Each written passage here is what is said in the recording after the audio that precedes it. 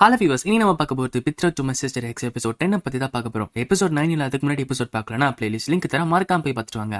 நம்ம சேனலுக்கு புதுசா வந்தா சேனல் மறக்காம சப்ஸ்கிரைப் பண்ணிட்டு பக்கத்துல இருக்க பெல் ஐகானை கிளிக் பண்ணிட்டு இந்த வீடியோ பிடிச்சிருந்தா மறக்காம லைக் பண்ணிட்டு பாருங்க. வாங்க நம்ம ஸ்ட்ரைட்டா வீடியோக்குள்ள போகலாம். எபிசோட் ஓப்பனிங்ல மாறி இது நினைச்சு பயந்துட்டு இருக்க லீஃபானுமே யார் நினைச்சு பார்த்தா அந்த முரடு பிடிச்ச நார்மன் ஒரு அனாதைய தன்னோட அப்ரெண்டிஸா எடுத்து பாருன்னு கீரசம். அதல்ல எப்பவுமே நார்மன் தன்னோட ஸ்கில்ஸ் அந்த அளவுக்கு வெளியே யாருக்குமே சொல்லிக் கொடுக்க மாட்டாரு. ஆனா இப்போ ஒரு அனாதை பையனுக்கு சொல்லிக் கொடுக்குறாரு. மாறியும் அந்த அப்ரெண்டிஸோட பேரு என்னன்னு தெரியுமா? லீஃபானோ. அந்த பையன் பேரு ஆத்தர்னு சொன்னாங்க. அவனுக்கு 12 இல்ல 13 வயசு இருக்கும். இது கேட்ட மாதிரியும் அப்ப நான் நினைச்சது தப்புதா அப்படின்னு சொல்ல கீரசம் மாறி அப்போ அனுசிஷா இன்னும் உயிரோட இருக்கான்னு நினைச்சிட்டு இருக்கியா? லீஃபானோ எது நார்மனோட அப்ரெண்டிஸ் உன்னோட அக்கா நினைச்சிட்டு இருக்கியா? அதுக்கெல்லாம் வாய்ப்பு இருக்காது அப்படின்னு சொல்ல மாறியுமே ஆமால நான் தப்ப யோசிச்சிட்டேன். இப்ப கொஞ்ச நாள் கழிச்சு கட்டுறாங்க. லார்ட் கீரோஸ் எங்க அப்பா கூப்பிட்டு ஒருவராச்சு. ஆனா இன்னுமே எந்தவித ரெஸ்பான்ஸுமே வரல. என்னால முடிஞ்ச விஷயங்களை நான் கத்துக்கிட்டேன். நொபிலிட்டியில என்னெல்லாம் கத்துக்கணுமோ அந்த மேனஸ் எல்லாத்தையுமே கரெக்டா கத்துக்கிட்டேன். அதே டைம் பெட்ரோல் செரிமனிக்கு இருக்கிற எல்லா கெஸ்ட்டுக்குமே நானே என்னோட கைப்பட லெட்டர் எழுதினேன். இப்ப மாறி தூங்கிட்டு இருக்க கீரசம் உள்ள வந்துட்டு மாறி எந்த அளவுக்கு கஷ்டப்படுறாங்கிறத அவளை பார்த்தாலே அவன் புரிஞ்சுக்கிறான். அவனும் போரே போத்தி விட்டுட்டு அங்கிருந்து கிளம்புறான். இப்போ விடிய கீரோசுமே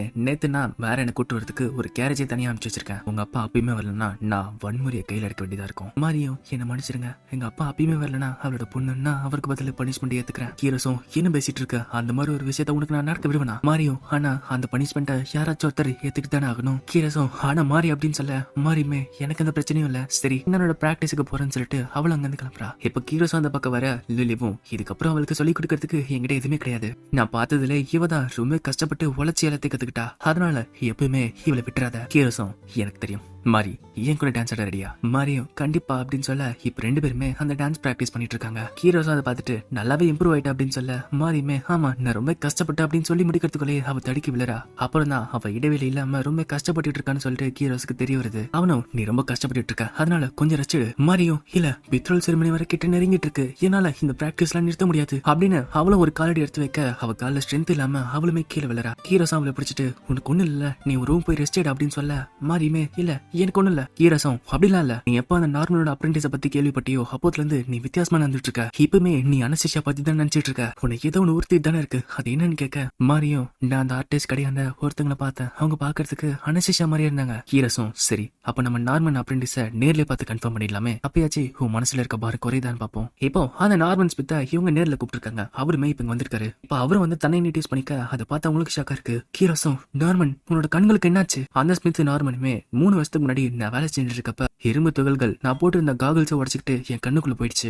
என்னால வெளிச்சம் இருட்டு கலரை பார்க்க முடியும். இப்போதைக்கு நான் நார்மலா வாழ்ந்துட்டு இருக்கேன். கீரசம் அப்ப உன்னால முகங்களை பார்க்க முடியுது அப்படின்னு சொல்லிட்டு கேட்க அவரும் எனக்கு தெரிஞ்சவங்க முகம்னா எனக்கு தெரியும், அப்படி இல்ல புதுசா யாராச்சும் வந்தாங்கன்னா என்னோட அப்ரெண்டிஸா பாத்துட்டு இருக்கான். கீரசம் சரி உன்னோட அப்ரெண்டிஸ் எங்க, அவன் எதுக்காக இங்க வராம இருக்கான்? அவரும் என்ன மன்னிச்சிருங்க, நான் அவனை கூப்பிட்டேன் ஆனா அவனுக்கு உடம்பு சரியில்லை அதனால வரலன்னு சொல்லிட்டான். மீயவோ சரி நான் இன்னொரு மெசேஜரை அனுப்பி விடுறேன். கீரசம் நார்மன் லியூஃபனை கிட்ட சொன்னா அவனோட அப்ரெண்டிஸ் ஒரு சின்ன பையனு, ஆனா அவன் பையங்கிறத எப்படி நீ கன்ஃபார்ம் பண்ண? நார்மனும் கன்ஃபார்ம் பண்ணனா அவன் பையன் என்கிட்ட சொன்னா. ஆமா எதுக்கு ஏன் கேக்குறீங்க? ஒருவேளை யாருக்கு தெரியாம ஒரு பொண்ணை ஒழிச்சு வச்சிட்டு இருக்குன்னு சொல்றீங்களா? என்னோட ஒர்க் ஷாப்ல ஒரு பொண்ணை நான் அலோவ் பண்ணவே மாட்டேன். அதுவும் இல்லாம ஆர்த்தர் ரொம்ப திறமையா வந்தவன், அவன் ஸ்ட்ராங்காவும் இருக்கான். கீரசம் சரி சரி டென்ஷன் ஆகாதீங்க, நீங்க ஆர்த்தரை ராயல் கேபிட்டல் தானே பார்த்தேன்னு சொன்னீங்க. அவரும் ஆமா நிறைய ஸ்லேவ் ட்ரேடர்ஸ் கிட்ட இருந்து அவன் தப்பிச்சு ஓடிட்டு இருந்தான். கடைசியில எந்தவித பணமும் இல்லாம தெரிஞ்சிட்டு இருக்கப்போ அப்ப என்கிட்ட வந்தான். நான் அவன்கிட்ட நான் ஒரு பட்டன் ஆர்டிஸ்ட் ஜுவல்லரி ஆர்டிஸ்ட் அப்படின்னு சொல்றப்ப அவனும் அப்படியா அப்போ என்ன ஒரு அப்ரெண்டிஸா சேர்த்துக்கோன்னு கேட்டான். என்னோட வாழ்க்கையில எல்லாருமே அவங்க அட்வான்டேஜுக்கு என்ன யூஸ் பண்ணிட்டு இருந்தாங்க. இதுக்கப்புறம் நான் யாருக்கும் அந்த வாய்ப்பை தர போறது இல்ல, அதனால எனக்கு பிடிச்ச வாழ்க்கையை நான் வாழ போறேன்னு சொன்னா.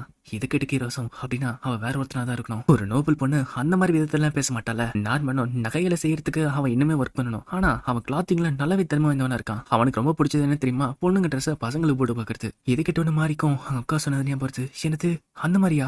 அது என்னோட அக்காவோட ஹாபியாச்சு. கீரசம் சரி அவனோட அப்பா அம்மா பத்தி தெரிஞ்சது அப்படின்னு சொல்லிட்டு கேட்க அவருமே நான் கேட்டு பார்த்தேன் ஆனா அவன் சொல்ற மாதிரி தெரியல. நான் என்ன கேள்வி கேட்டாலும் அவ எப்ப பார்த்தாலும் வயசானவர்ல வாய் முன்னிட்டே இருங்க, நான் ஒரு சாதாரண ஒரு ராக்கெட் ரெட் கேட் மட்டும் தான், அந்த மாதிரி ஏதாச்சும் சொல்லி தட்டி கழிச்சிட்டே இருப்பான் அப்படின்னு சொல்ல இது கிட்ட மாரியும் கன்ஃபார்ம் பண்றா. அவன் பசங்க போற ட்ரெஸ் பொண்ணுங்களுக்கு உருவாக்கி இருக்கான், அதை நான் உங்களுக்கு அப்புறமா எடுத்துட்டு வரேன் அப்படின்னு சொல்ல பின்னாடி பார்த்தா மாரியை காணும். கீரசம் இப்ப எல்லா இடத்துல தேடி பாக்குறான் ஆனா மாரி எங்கேயுமே காணும். பேலஸ்ல எல்லாருமே மாரி எங்கன்னு சொல்லிட்டு தேடிட்டு இருக்காங்க. கீரசம் இப்ப எல்லா இடத்துல தேடி பார்த்துட்டு கடைசியா ஒரு ரூம்ல இருக்கிறத கண்டுபிடிக்கிறான். மாரி நீ இங்க இருக்க, மாரியும் உள்ள வராதீங்க அப்படின்னு சொல்ல கீரோசுமே அதெல்லாம் சரி ஆனா எதுக்காக இந்த ரூம் சூஸ் பண்ண? மாரி எல்லாத்தையும் யோசிச்சு பார்த்துட்டு ஆமால இந்த ரூம் ஏதோ ஒரு காரணத்துக்காக என்ன பாதுகாக்கும்னு எனக்கு தோணுச்சு. கீரசம் என்ன உள்ள விட நானும் உள்ள வரேன், எல்லாம் உட்காந்து பேசினா சரியாயிடும். மாறி பழிஞ்சிட்டு கதவு திறக்கலான்னு போறப்ப அவ மைண்டுக்குள்ள அனசிஷாவும் கீரஸும் ஒன்னா இருக்க மாதிரி தோணுது. மாறியும் அதை நினைச்சு பயந்துகிட்டு நார்மன் சொல்றப்பதான் எனக்கு ஒரு விஷயம் புரிய வந்துச்சு. என்னோட அக்காக்கு அந்த மாதிரி துணிகளை செய்யறது ரொம்ப பிடிக்கும். அதுவும் அந்த ராகடி ரெட் கட் கதையில வர டைலாக அவ சொல்லியிருக்கா. நான் நினைச்ச மாதிரியே அவ இன்னும் உயிரோட தான் இருக்கா. அதனால நான் இங்க இருக்கிறதுக்கு எந்த வித காரணமும் கிடையாது. கீரஸும் அனசிஷா உயிரோட இருந்தா எனக்கு என்ன, நம்மளோட ஃபீலிங்ஸ் உண்மை தானே. மாரியும் என்னோட அக்கா அன்பானவ அழகானவ. நான் என்னதான் பண்ணாலும் அவளுக்கு மேட்சே கிடையாது. எனக்கு தெரியும் என் மேல நீங்க வச்சிருக்க ஃபீலிங்ஸ் எதுவும் போய் கிடையாதுன்னு. ஆனா என்னோட சிஸ்டர் கிட்ட நீங்க பழகினது கிடையாது. அதனால மட்டும்தான் அவளை நீங்க ஒழுங்கா பார்த்து பழகினீங்கன்னா கண்டிப்பா அவளை லவ் பண்றீங்க. ஏன் என் மேல வச்சிருக்க ஃபீலிங்ஸ் விட அவ மேல வைக்கிற ஃபீலிங் அதிகமா இருக்கும். கீரஸு கோவம் அடிச்சிட்டு நீ என்ன பேசிட்டு இருக்க, என்னோட ஃபீலிங்ஸ் உன் மேல மட்டும்தான் அப்படின்னா இந்த ஒரு காரணத்துக்காக என் மேல வச்சிருக்க ஃபீலிங்ஸை நீ தூக்கி போட்டுருவியா? மாரியும் தூக்கி போட்டோனா என்னால அது எப்பயுமே பண்ண முடியாது. கீரஸும் நீ உனக்கு கவலைப்படாத, நீ இருக்கிற மாதிரி தான் எனக்கு ரொம்ப பிடிக்கும். மாரியும் மனசுக்குள்ள உங்களுக்கு பிடிச்சது இப்ப இருக்கனே இந்த அழகா இருக்கிறவங்க மட்டும்தான். ஆனா உண்மையிலேயே நான் அந்த அளவுக்கு அழகு கிடையாது. நான் என்னையே வெறுக்கிறேன். அவளும் மனசுக்குள்ள என்னோட அக்கா உயிரோட இருக்கணும்னு நான் வேண்டிக்கிட்டேன், நம்பினேன். ஆனா என்னோட அக்கா இறந்ததால் தான் எனக்கு இவ்வளவு சந்தோஷங்கள் கிடைச்சது. அதனால இந்த கனவு உலகத்துல நான் வாழ ஆரம்பிச்சேன். ஒருத்தர் இறந்து போனதை நான் என்னோட அட்வான்டேஜுக்கு யூஸ் பண்ணிட்டேன். இதுதான் என்னோட உண்மை. அவளும் கீரஸ் கிட்ட அந்த பெட்ரோல கேன்சல் பண்றேங்க, நான் திருப்பி ஷடரான் வீட்டுக்கே போயிடுறேன். கீரஸும் கஷ்டத்துல சரி உன்னோட ஆசைய நான் நிறைவேற்றுறேன். இப்போ மாதிரி கிளம்புறதுக்கு தயாராவ. அவளுமே என்னை இவ்வளவு நாள் பார்த்ததுக்கு ரொம்ப நன்றி, இதுக்கு எல்லாத்துக்குமே செலவானதை நான் எப்படியாச்சும் திருப்பி பே பண்ணிடுறேன். கீரஸும் அதெல்லாம் பத்தி உனக்கு கவலைப்படாத, நீயும் நான் அவளை வீட்டுல விட்டுறேன்னு சொல்லிட்டு அவளும் போறா. பின்னாடியே மாறியும் போவ. முதல் படியிலே தடிக்க விழ கீரஸும் மாரியை காப்பாத்துறான். அவனும் மாறி உண்மையிலேயே இதுதான் உன்னோட ஆசையா? மாரியை கஷ்டப்படுத்திக்கிட்டு ஆமான்னு சொல்ல கீரஸுமே நான் ரொம்ப வீக்கானவன், நீ இப்ப சொன்னது எதுவுமே உண்மை கிடையாது, வேணும்னு சொல்லுன்னு எனக்கு தெரியும். இருந்தாலுமே என்னால எதுவுமே செய்ய முடியல. மாறி உனக்கு ஏதாச்சும் நான் செய்ய வேண்டியது இருக்கா? மாரியும் இல்ல நீங்க நிறையவே எனக்காக செஞ்சிட்டீங்க. கீரஸும் அந்த விழுந்த ஷூவை போட்டு விட்டுட்டு ஒரு நாள் எனக்கு தைரியம் வந்து ஒரு நாள் நான் இனிமே ஸ்ட்ராங்கானவனா மாறினா கண்டிப்பா ஒரு நாள் நான் உனக்காக வருவேன். அதனால அந்த நாளுக்காக எனக்கு நீ காத்துட்டு இருப்பியா? மாரியும் போற வழியில எல்லாருமே என்னெல்லாம் பாத்துக்கிட்டாங்க. ஆனா யாருக்குமே என்னால குட் பை சொல்ல முடியல. என்ன மாதிரி ஒருத்திய அவர் வைஃபை எடுத்துட்டாருன்னா கண்டிப்பா அவங்களுக்கு துரதிர்ஷ்டம் தான் வரும். எனக்கு தெரிஞ்சு இதுதான் கரெக்டான டிசிஷன் நம்புறேன். மீயாவோ என்னோட மாஸ்டர் அந்த அளவுக்கு கோழையா, அந்த அளவுக்கு வீக்கானவர்னு எனக்கு தெரியாம போயிடுச்சு. உங்களோட எதிர்காலத்து சந்தோஷத்தை அவர் சூஸ் பண்ணாம இப்போதைக்கு உங்க கண்ணீரை நிறுத்தணும்னு சொல்லிட்டு அதை சூஸ் பண்ணி உங்களை எப்படி அமுச்சு வச்சுட்டாரு. அது ஏன்னு உங்களுக்கு தெரியும் நினைக்கிறேன். ஏன்னா அவர் உங்களை கஷ்டப்படுத்த விரும்பல. மாரியும் மனசுக்குள்ள நான் கஷ்டப்பட விரும்பல, ஆனா அதுக்காக அவரை கஷ்டப்படுத்திட்டேன்ல. ஆனா இருந்தாலுமே ரொம்ப கஷ்டப்பட்டு என்ன பாதுகாத்தாரு. நான் கஷ்டப்படக்கூட சொல்லிட்டு இவ்வளவு பண்ணாரு.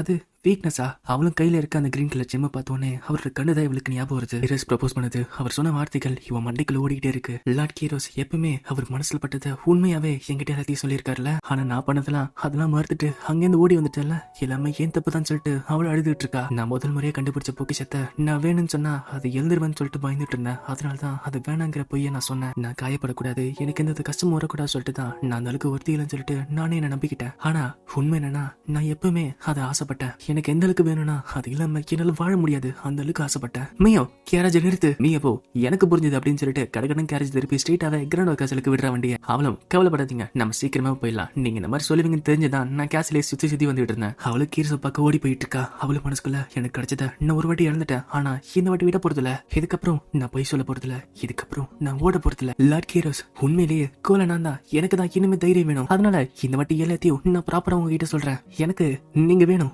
நீங்க மட்டும் இல்ல இந்த கேஸ்ல இருக்க எல்லாருமே எனக்கு வேணும். உங்களுக்கு சம்மந்தப்பட்ட எல்லாருமே எனக்கு வேணும். அதை யாரையும் அடைய விட மாட்டேன். அதனால நீங்க என்கிட்ட வந்துருங்க. பின்னாடி என்னமோ சத்தம் கேக்குது. திரும்பி பார்த்தா அங்க இருக்கிறது லார்ட் கீரோஸ். அவளும் ஆமா இப்ப நான் சொன்னது கேட்டீங்களா இல்லையா, எதுக்கு என் பின்னாடி இருக்கீங்க? கீரோஸும் நீ போன கேரேஜ் பின்னாடியே நானுமே துரத்திக்கிட்டு வந்துட்டு இருந்தேன். இப்போ ஒரு வழியா ரெண்டு பேருமே சேர்ந்துட்டாங்க. மாரியும் உள்ள வர செசிலியாவோ முட்டாள் என்கிட்ட சொல்லாமலே போயிட்டியே, இதுக்கப்புறம் என்னை விட்டு நீ போக மாட்டல. மாரியும் ஆமா செசிலியா இதுக்கப்புறம் போக மாட்டேன், நான் வீட்டுக்கு வந்துட்டேன். மத்தவங்களுமே அவளை வரவேற்கிறாங்க. லில்லுவும் மாறி இதுக்கப்புறமே இங்க இருந்து ஓடி போவாத. மாரியும் ஆமா இதுக்கப்புறம் நான் ஓடி போறதில்ல. இதெல்லாம் புரியறதுக்குள்ளேயே நிறைய விஷயங்கள் நடந்துருச்சுல. இங்க இந்த கச்சல்ல கொஞ்சம் கொஞ்சமா எல்லார்கிட்டயும் நான் அன்பா சம்பாதிச்சு வச்சிருக்கேன். இதுதான் நான் இருக்க வேண்டிய இடம். இப்போ எல்லாமே முடிஞ்சு போயிட்டு அவளை குளிச்சுட்டு வெளியே வரப்ப அவளுக்கு முன்னாடி யாரோ ஒருத்தன் வந்து அவ கழுத்துல கத்தி வச்சுட்டு மாரி ஷடரானி எங்க இருக்கா?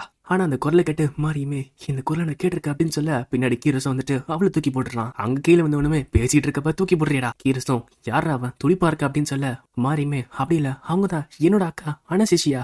இதோட இந்த எபிசோட் முடியுது. இந்த வீடியோ உங்களுக்கு பிடிச்சிருந்துச்சுன்னா மறக்காம லைக் பண்ணுங்க, ஷேர் பண்ணுங்க. நம்ம சேனலுக்கு புதுசா வந்திருந்தா சேனலை மறக்காம சப்ஸ்கிரைப் பண்ணிட்டு பாருங்க. நான் உங்களை அடுத்த வீடியோல சந்திக்கிறேன். Until then, bye bye.